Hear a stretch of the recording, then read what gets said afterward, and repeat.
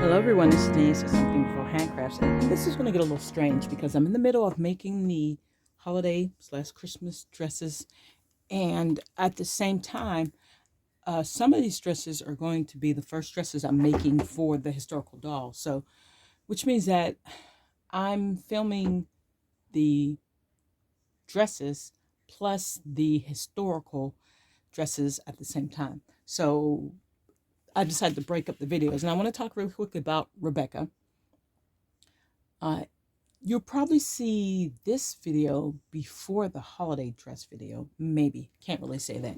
But just in case you see the holiday dress video first, uh, this is part of the purple pattern I was making for Rebecca. Okay, so Rebecca is 1914 and Samantha is 1904. And there aren't like super major differences between 1904 and 1914, like there would be from like 1890 to 1900.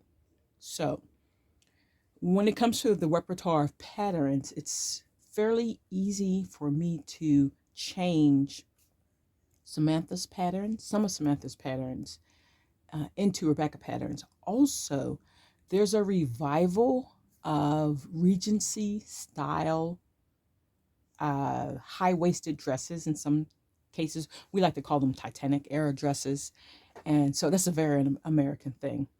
And then maybe it's not, because the Titanic wasn't actually American. At any rate, there is a revival of that too, so at some point I will make her some of those Regency style type dresses, Titanic type dresses. Okay, sorry about that. At any rate, this was originally Samantha's party dress, and the key features of that is it has very slightly sloping shoulders, like very slightly. If I was to compare this to 1920s or 30s or 40s, which would have a more upright, or maybe I should say a more straight shoulder, you would see a difference, but it's not as sloping as the Victorian era shoulders. And maybe it's the early Edwardian ones. Okay, so also what I did to this dress is it seems to me that the 20s, well, I should say the teens and the 20s have an even longer um, bodice.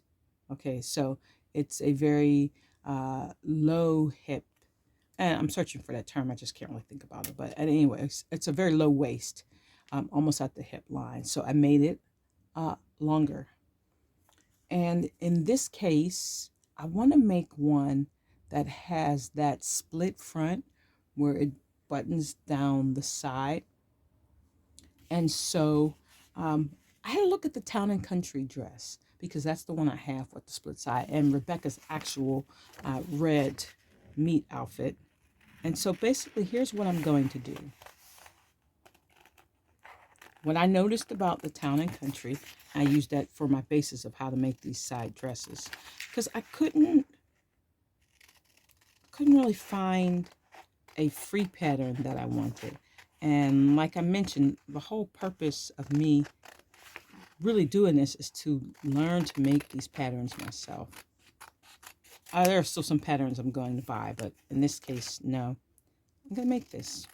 What I discovered was the split overlaps the left side of this shoulder by about that much. So that's where I'm going to mark it here. And it's, what is that? Half inch? A little more than a half inch over. So about right there. That's good for me. Gotta make sure this is straight. Should have used my T-square. Okay. So I'm gonna mark that there, right? Now here's the deal. What needs to happen is when I cut this point, I need to add a 1/4 inch on either side of this cut so that I will have the space in order to have a seam. So I need to add my seam allowance. So I'm going to add a 1/4 inch to each side. And then that will give me 2 pieces in order to make this a split front. What could also happen is I could make it a faux split front and widen this by 1/2 inch and just fold it over, that's pretty cool too. But in this case, I'm going to go ahead and split it and add that 1/4 inch on both sides. Okay, so basically here it is, besides the fact that I used my fabric scissors for paper because I can't find the other 3 pairs of paper scissors in the room. This is how this works. Now, I could continue this line straight down and make this one whole dress like there's a picture I'm looking at, so I'll show it to you, or the Town and Country, which is one whole dress. Or I could make it a separate dress because I want a ruffled skirt, and I'll try to remember to put another picture on there so you can see the other one I'm looking at. And either one is fine. It works just about right for either one. So I'm going to go ahead and cut this out in the blue for Rebecca. Everybody else is wearing. This will be her Hanukkah dress. Okay, so not knowing what I said previously on the other video, because I'm editing in chunks, I want to compare Nellie and Rebecca in a way that makes sense. Right, first of all, let's see if we got some good light. Technically, both Nellie and Rebecca are in the Edwardian period. Okay, so American Girl calls Samantha Victorian, which I've addressed plenty of times, but that kind of like bugs me. Queen Victoria died it was either 1900 or 1901. It might have been 1901. So technically, Rebecca would be Edwardian.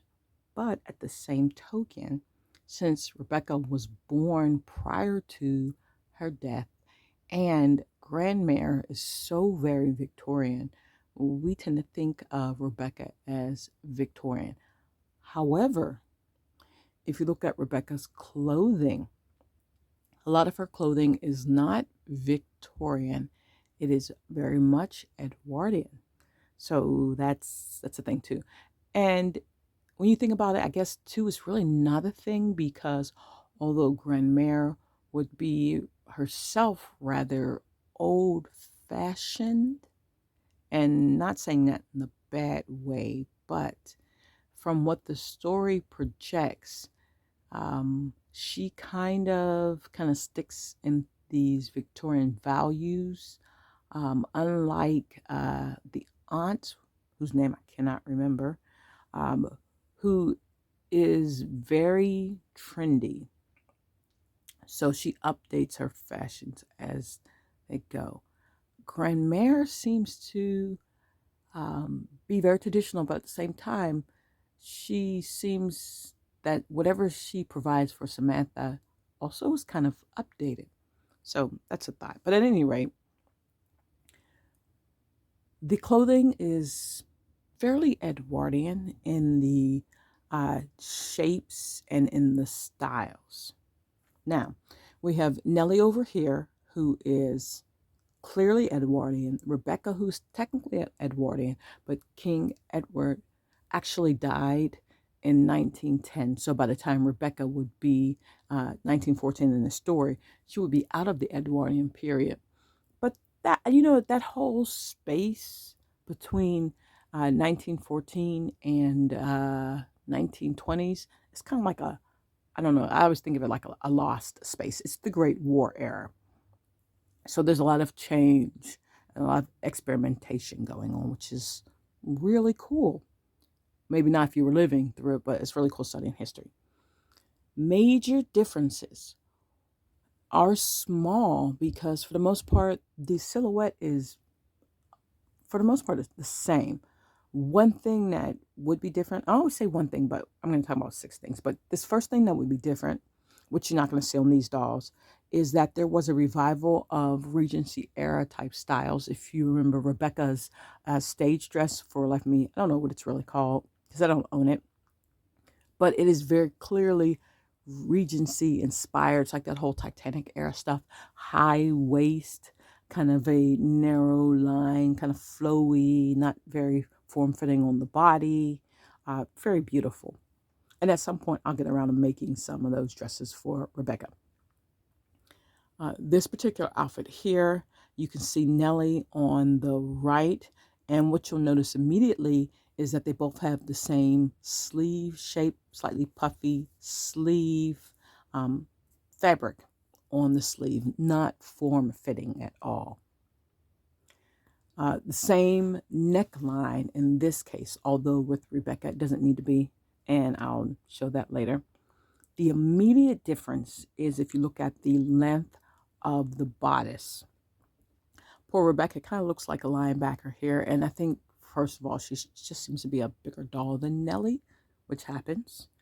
But a lot of it's because her waist is considerably dropped lower than Nellie's.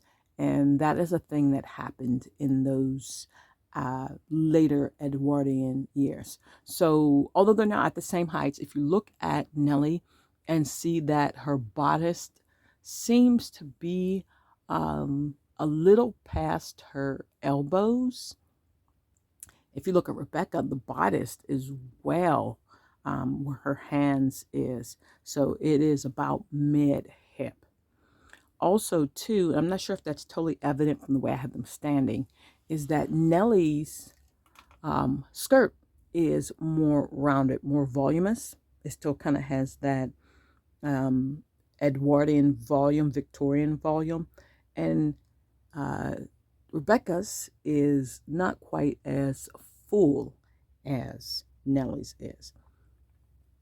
And I would say that those would be the two major things that would be apparent with the change in the style. Here's Rebecca's holiday dress for Hanukkah.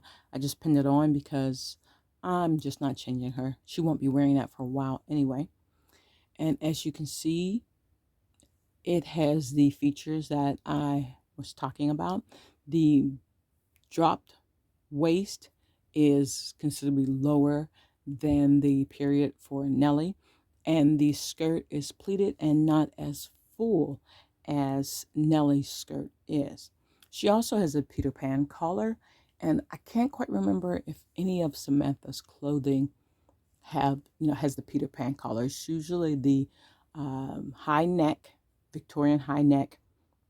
She also has Bertha collars and a rounded inset collar like on her tea gown and on her lawn dress. The earliest that I can remember seeing the Peter Pan collar is on Eddie. Eddie's dresses have the Peter Pan collar from the Civil War era. And I don't recall seeing that Peter Pan collar from that point on. I have to try to scour, but I just don't remember seeing it in the late 1800s. It seems to appear again in the late Edwardian era, and it seems like it never goes out of style because you see it in the 20s, 30s, 40s, 50s, and 60s. I'm thinking that some of Jolie's dresses might also have the Peter Pan collar too, so it goes on into the 70s, and from there on, really love Peter Pan collars. One thing I want to mention before I go is the front closing, because that was the whole point of me making this dress. Rebecca's red meat dress has a front closing as well that is really popular, and I'll pop some pictures up for those. What's really cute is that American Girl has a tendency to do the faux front closings, and of course everything is done up in the back, which of course is easier for children. And when you get the patterns from places like Pemberley Threads and Thimbles and Acorns and the other wonderful makers. They also do the same, especially for shirts and blouses and even the wrap dress. It's a faux placket on the front, or it's, a faux zipper or a faux wrap, and they actually close in the back, which of course too makes good sense for children. There is an occasional patterns where when the outfit would normally call for a front closure in a person's garment, there is actually a front closure in the doll's garment. So it just comes to mind like the bib front dress, which I think is Pemberley Threads, maybe. That calls for a flap in the front for the bodice and where it would close. So yes, that one is an actual front closing. And there is one of the gowns for Felicity, I think the Furo, I don't remember what it's called, gown, where it is the actual front closing instead of a faux front closing and actually in the back. At some point, I think I might make an actual front closing gown for Rebecca. I don't know, we'll see how that goes, but I like to try to when possible.